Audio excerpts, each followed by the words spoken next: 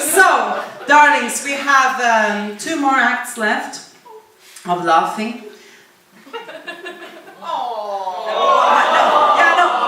No, that was also weird. We have 2 more acts of laughing, we have 2 more acts of crying and fighting. No, we have, of course, 2 more acts, punkt, left. The next act, and I have to read this. AV, they, them, but messes up their own pronouns occasionally, which I find hilarious, and I think they too. And they have been doing stand-up for 4 years, because superpowers wouldn't happen, and capes are a safety risk anyways. So a big hand for our guest tonight, Amy!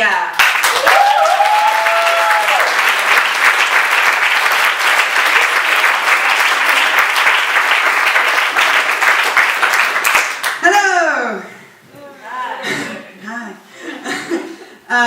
Okay, so you might have heard of the gender binary.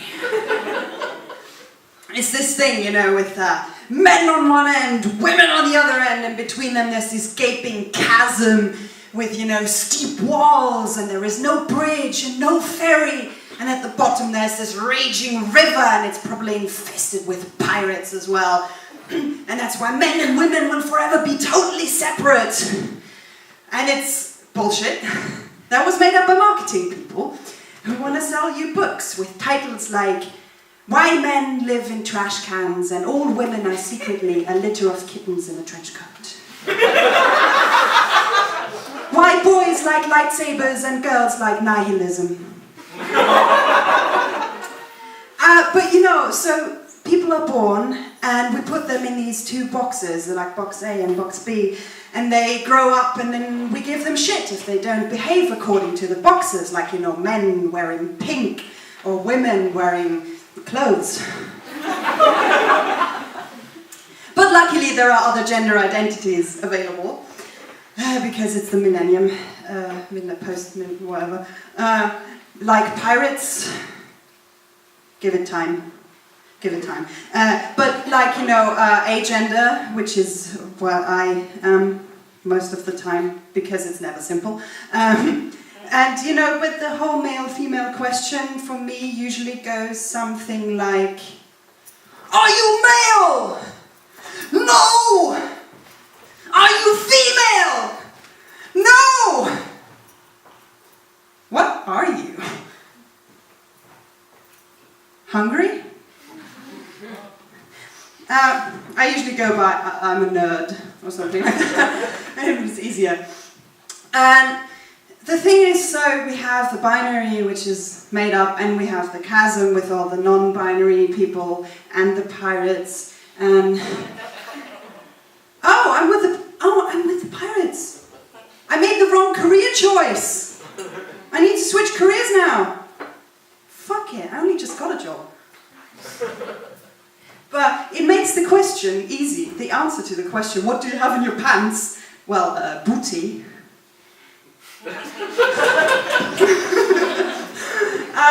But yeah, so before I got the job that I'm starting on Monday, so I can't tell you anything about it yet, because I haven't started yet, but before that I had to like go to job interviews and stuff. And you know, you prepare for the job interview, and in my case that means just putting on my woman costume. Just kidding, I'm always wearing my woman costume whether I want to or not. It's not all that bad. There are advantages to looking like a woman, at least for me, so I have to confess I'm attracted to men. Not all men. Not even most men. And not exclusively. But men are involved at some point in the process. So this helps with that. But you know, in general, just looking like a woman in daily life has its advantages as well. Because you know, if you're lady-shaped, you can go into any restaurant and ask them politely if you can use their toilet. And they will probably let you, because you might be bleeding from your vagina. You don't have to do compulsory military service, at least in Austria. You can use the ladies' changing rooms in the gym, which I imagine are nicer. I don't know, I haven't checked. But, I don't know. Men occasionally, if you go out with men, might buy you drinks or meals and stuff. So, you know, there are advantages to looking like a woman.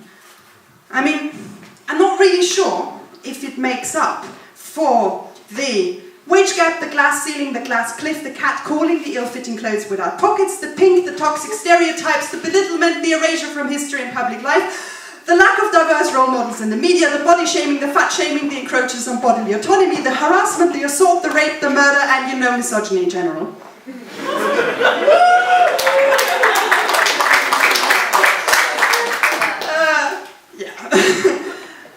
So I'm queer, which is still a bit, I'm not used to saying that, because I spent most of my life thinking I wasn't.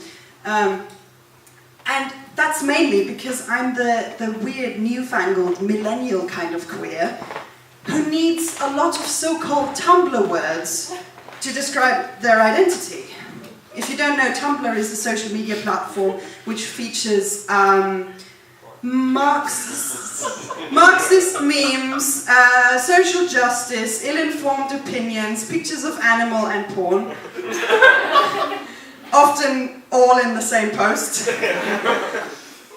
But yeah, so if I were asked to describe my identity, I'd say something like, well, I'm a gender fluid, non-binary, agender, biromantic, possibly bisexual, grey asexual.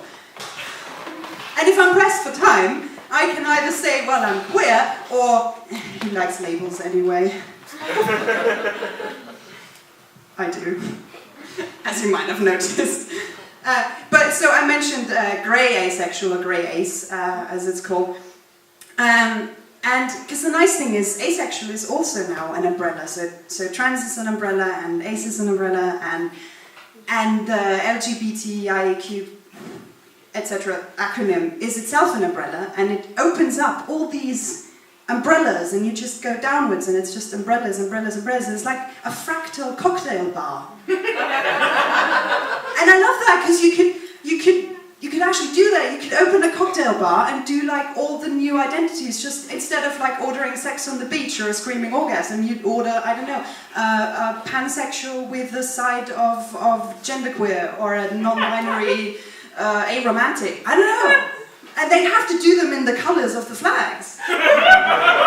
This is a business idea. Come to me if you actually do this, I want a percentage. So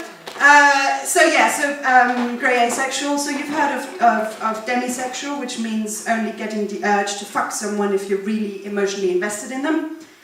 And then there is grey asexual, which is kind of the leftovers bin of asexuality. What was that? I thought I just said it. Someone jingling. Oh, leftovers bin. Jingle, jingle. So it's kind of the thing where they go, it's complicated and we don't really know how it works, so we're just going to put all the weirdos over there. And the thing is, if you're grey ace, I mean, in my case, I can go from meh to I want to stick my tongue so far down his throat it takes a trained diver to retrieve it. Which is a weird mental image, but you get the point. And this can happen at almost random. You know, whether or not I feel one or the other way is kind of dependent on how I feel that day, the phases of the moon, the alignment of the planets, the roll of a 20-sided die, and whether or not a whale just farted off the coast of Reykjavik. It happens. I don't know. But yeah, so labels. I like them. I think they're really nice. If you want them, like, you don't have to. It's like they're there. And the thing is, what I find nice about them is they make it easy to find stuff. Like they find, like you, for instance. I mean, just imagine you're giving directions to a friend who doesn't know where you live, and they're like, well, where do you live? And you're like, Europe. Or, you know, imagine going into a store to buy an album. Yeah, I know, that's how old is this person? Just for 1 second, entertain the idea of doing something as archaic as actually going into a shop and buying CD on a physical medium. And they don't have any genres. They have classical music and they have other. And you're trying to find, I don't know, a Hawaiian death polka or something. And they don't have any genres, and you have to go through every single CD in the store to find what you're looking for. And I know I personally could only go through so many Andreas Gabalier albums before I would have to lie down on the floor in a fetal position and wait for the heat death of the universe. Thank you very much. You've been